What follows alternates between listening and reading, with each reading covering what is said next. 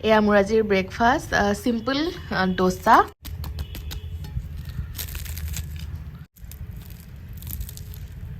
দিনত দুবাৰ পানী দিওঁ এই মাটিখিনি বহুত শুকান হয় আগতে খেতি কৰা নাছিলে যে খেতি কৰা মাটি হ'লে কোমল হ'লে বেলেগ কথা আৰু পুৰা ফৰফৰীয়া হৈ যায় এবেলা পানী নিদিলে সেইকাৰণে এতিয়া ৰাতিপুৱা শুই উঠিয়ে পানী দি দিছোঁ আৰু গোটেই দিনটো ৰ'দ পাবই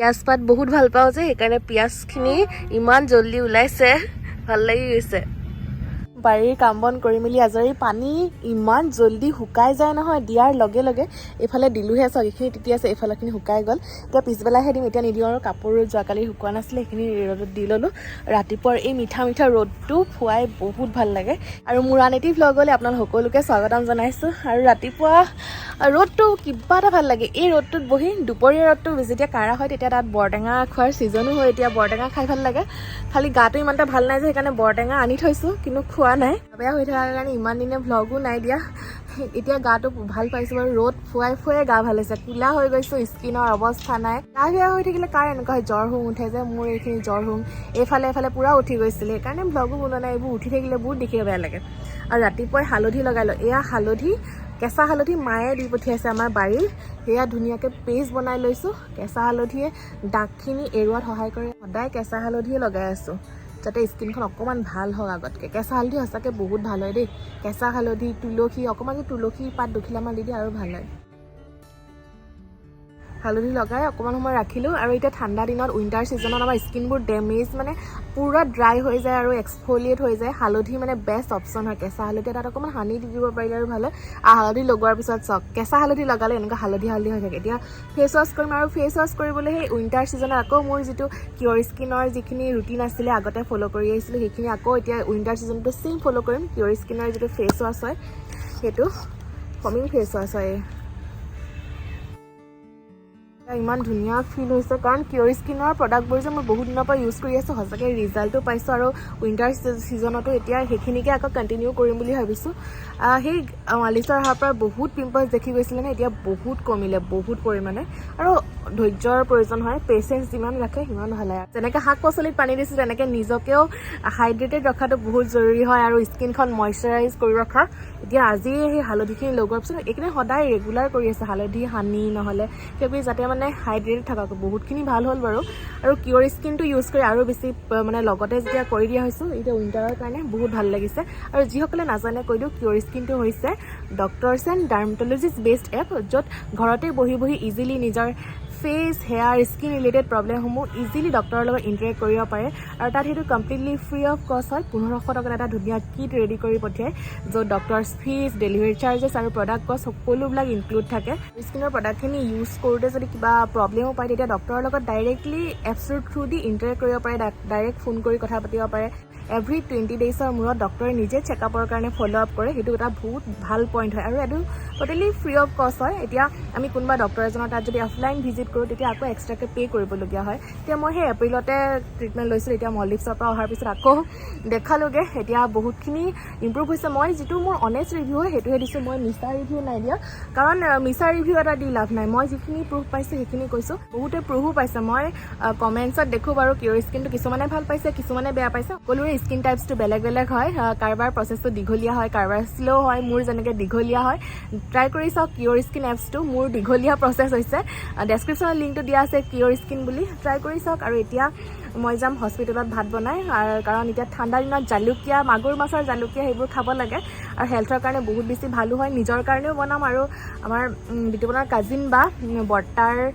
জীয়েক সেই ভিনদেউ হস্পিটেলত আছে তাত ভাত বনাই লৈ যাব লাগে তাৰ কাৰণে মই এতিয়া প্ৰিপেৰেশ্যন এই নৰসিংহ বাৰীৰ পৰাই ছিঙিম সেয়া বাৰীত আছে নৰসিংহৰ ছিজন নহয় যে গোটেই বুঢ়া হৈ আছে হ'লেও বুঢ়া হ'লেও উপায় নাই ইয়াৰ ৰসটো ভাল হয় এই তাৰে কেইডালমান লৈ লওঁ আৰু ভেদাইলতা আৰু আছেই ভেদাইলতাখিনি বজাৰৰ পৰা অনা খালি আজি মই বহুত লৰালৰিত আছো কাৰণ হস্পিটেলত লৈ যাবৰ কাৰণে এয়া খানা বনাব লৈছো এয়া মাগুৰ মাছ তাৰ পিছত ভেদাইলতা নৰসিংহ মান ধনিয়া পাত গোটেইখিনি পানীত অকমান সময় তিয়াই ৰাখিছো যাতে ধুলি এইবোৰ লাগি থাকিলে গুচি যায় যে নৰসিংহ পাত বাৰীৰে হয় আৰু এই আদা নহৰু গুচাই ৰাখিছো ইফালে পিঁয়াজ আৰু এই মাগুৰ মাছখিনি নিমখখিনি ধুই দিছো নাকাটাৰ আগতে নহলে তেজখিনি গুচি যায় আৰু এই ওপৰত পিছল পিছল থাকে যে চাকুখনেৰে অকমান ৰুকি নিমখেৰি ধুই দিলে পিছলটো গুচি যায় মাগুৰ মাছ এনেকৈ টুকুৰা টুকুৰ নকৰে বুলি কয় কিন্তু টুকুৰা টুকুৰ কৰি দিওঁ মই তেতিয়াহে ইয়াৰ পৰা ফ্লেভাৰখিনি ওলাব নিমখ হালধি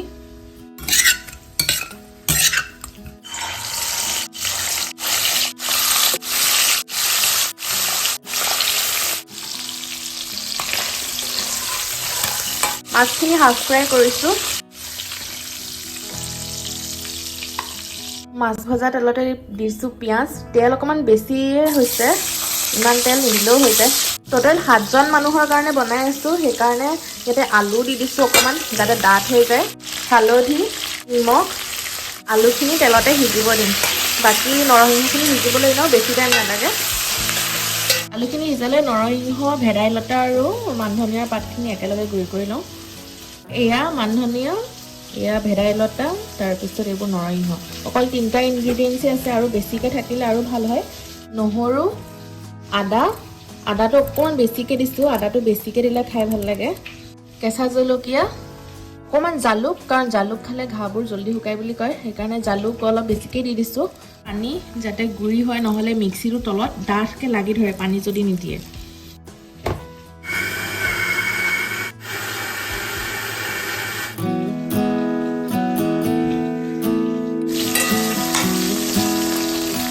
আলুখিনি ধুনীয়াকৈ সিজি গৈছে এতিয়া চালনীৰে এই গোটেই ৰসখিনি চাকি দি দিম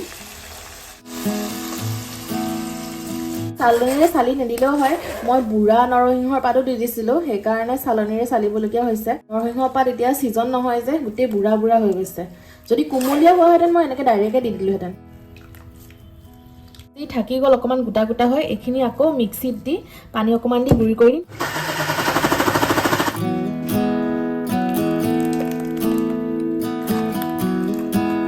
জোলখিনি উতল আহি গৈছে আৰু মাছখিনি হাফ ফ্ৰাইহে আছিলে যে সেইকাৰণে এতিয়া গোটেই দি দিছোঁ এতিয়া মাছ আৰু জোল এইখিনি ভালদৰে উতলিব দিম ইয়াত কৰিবলগীয়া একো নাই আলু কেইডোখৰমান ভাঙি দিব বিচাৰিলে দিব পাৰে কিন্তু আলুটো এডোখৰ মানে 2-3ডোখৰ মানে ভাঙি দিম মই গোটেই ভাঙি নিদিওঁ নহ'লে এই নৰসিংহ ভেদাইলতা ধনিয়াৰ সেই জোলৰ যিখিনি আচল সোৱাদ হয় সেইখিনি নোহোৱা হৈ যায় মানে গেছটো ল'টো মিডিয়াম ফ্লেমত ৰাখি উতলিব দিম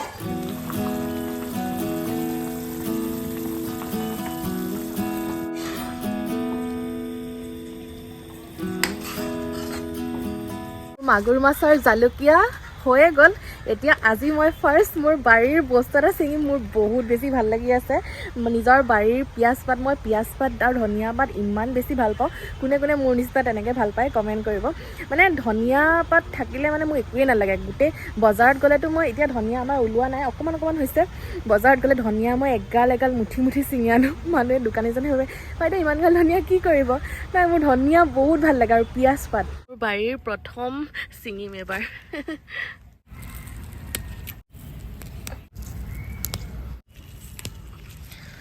ইমানকেইডালে হৈ যাব পিঁয়াজ পাতকেইটা ছিঙোতে ইমান বেয়া লাগিছে একদম চাই থাকিব মন গৈছে মোৰ ছিঙিবলৈ অকণমানো মন যোৱা নাই আৰু এইফালে নহৰু আদা দিছিলোঁ আদাখিনি ওলোৱা নাই কেলৈ জানো নহৰুখিনি ওলাইছে নহৰু পাতো ভালেই লাগে আদাৰ পাতটো আৰু বেছি ভাল লাগে আদা এতিয়া কেতিয়া ওলাব এয়া ধনিয়াকেইডাল একেবাৰে পোৱালি হৈ আছে একদম ছিঙিবলৈ বেয়া লাগিছে একেবাৰে শেষত পিঁয়াজ পাত এনেদৰে দি দিলে ভাল লাগে আৰু এতিয়া পিঁয়াজ পাতৰ ছিজনো হয় মজা লাগে খাই ধনিয়া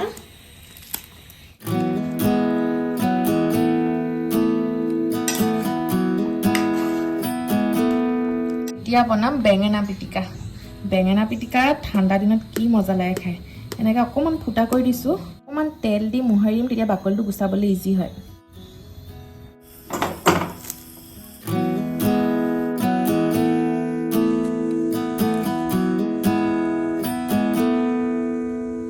বাকলিত তেল লগাই পুৰিলে একদম ধুনীয়াকৈ এৰি যায় ধুব নালাগে নহ'লে ধুই দিলে পুৰা বেঙেনাৰ টেষ্টটোৱে নোহোৱা হৈ যায়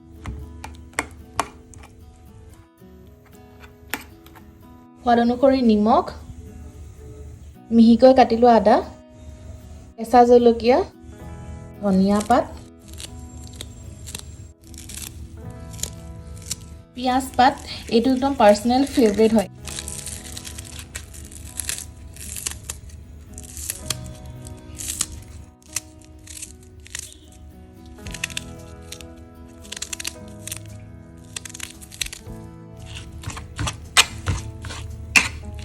most important কেঁচা মিঠাতেল। কি ধুনীয়া গোন্ধ। অকণমান ভোট জলকীয়া আচাৰৰ তেল, আচাৰটো নিদিওঁ, তেল অকণমান দিলেই চাফিচিয়েণ্ট, বহুত জ্বলা হয় আৰু ফ্লেভাৰটো বহুত ভাল লাগে। ভোট জলকীয়া আচাৰৰ তেল দিয়াৰ পিছত হাতেদি চুব নোৱাৰি, নহ'লে গোটেই পুৰি যাব। এয়া বেঙেনা পিটিকা ৰেডি। ঠাণ্ডাৰ দিনত এনেকৈ খাই বহুত ভাল লাগে গৰম ভাতৰ লগত। ভোট জলকীয়া আচাৰৰ তেলকণে মানে বেছি ধুনীয়া কৰি দিয়ে খাবলৈ। এয়া মাছৰ পেটু, মানে তেল আৰু কণী আছে, এয়া পিঠিয়া মাছৰ হয়। মই মাছৰ পেটুত যেতিয়া তেল এনেকৈ বেছিকৈ থাকে তেল ব্যৱহাৰ নকৰোঁৱে, ডাইৰেক্ট এনেকৈ দি দিওঁ। মাছৰ কণীখিনি তলত গুচি গ'ল, তেলখিনি তলত থৈ দিওঁ, তেতিয়া ইয়াৰ পৰা বহুত তেল ওলাব। তেল ভালেখিনি ওলাই গৈছে। এতিয়া দিছোঁ হালধি অনুসৰি নিমখ,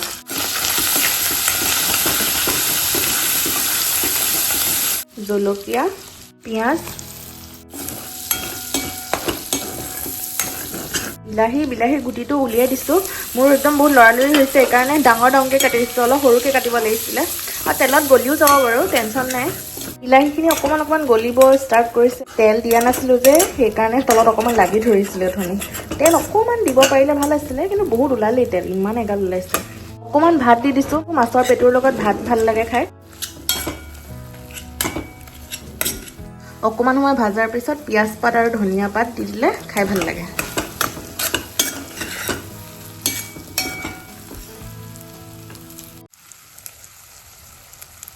এয়া জালুকীয়াখন অকণমান সময় ছেট হ'ব দিয়াৰ পিছত ধুনীয়া হৈ গৈছে। এতিয়া হটকেছত গৰমে গৰমে ভৰাই দিওঁ।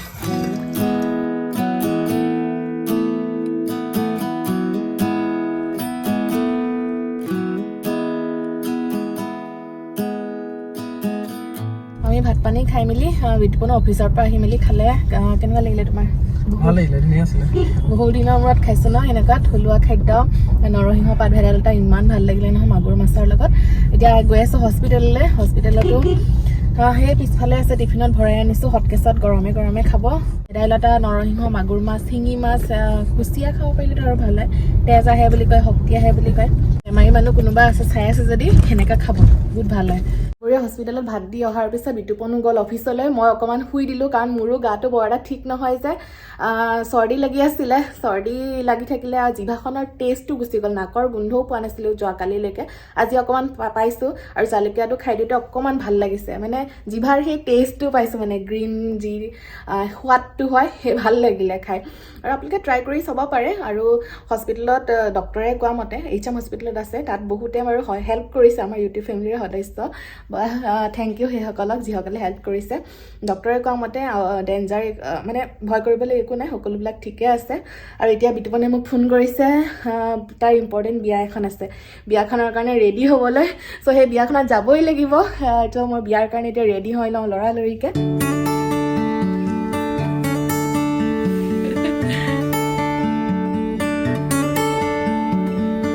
বিয়ালৈ ওলাই আহিলোঁ। বিতুপনে গিফ্টটো পেকিং কৰিবলৈ দোকানখনত লৈ গৈছিলে। পেকিং পেপাৰ নাছিলে আমাৰ, আৰু গাটো ইমান এটা ভালেই পোৱা নাই। পেকিং হৈ যাম, সেইটো মিদু আজি মিদু দিব ক'ব, ভিডিঅ' উলিয়াই দিওঁ।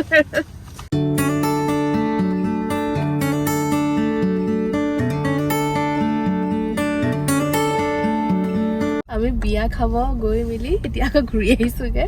চ' আজিৰ ভ্লগটো ইমানতে সামৰি দিওঁ। আৰু আজি কেনেকুৱা লাগিল তোমাৰ ভাল লাগিলে, বহুতখিনি মানুহ লগ পালোঁ বিয়া ঘৰত ন? আৰু য'ত বিয়াত গৈছিলোঁ প্ৰাঞ্জিতদাৰ বিয়াৰ সখী হৈছিলে মানে আমাৰ বিতুপন, সেইকাৰণে আমাৰ বিয়াখনৰ বেছি দিন আগতো নহয়, 4-5 দিনমান আগত।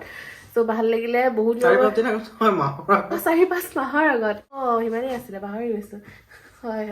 চ' আজিৰ ভ্লগটো ইমানতে সামৰি দিওঁ। আকৌ লগ পাম নেক্সট ভ্লগত। আৰু আজিৰ যিটো মাগুৰ মাছৰ লগত নৰসিংহ বনাইছিলোঁ এই জোলটো ভাল লাগিছিলে না জালুকীয়া ভাল লাগিছিলে, tasty মোৰো আছিলে। মানে অলপ জ্বৰ হৈ আছিলে যে একদম ভাল লাগি গ'ল খাই ট্ৰাই কৰি চাব আজিলৈ সময় আকৌ লগ পাম next time bye bye bye bye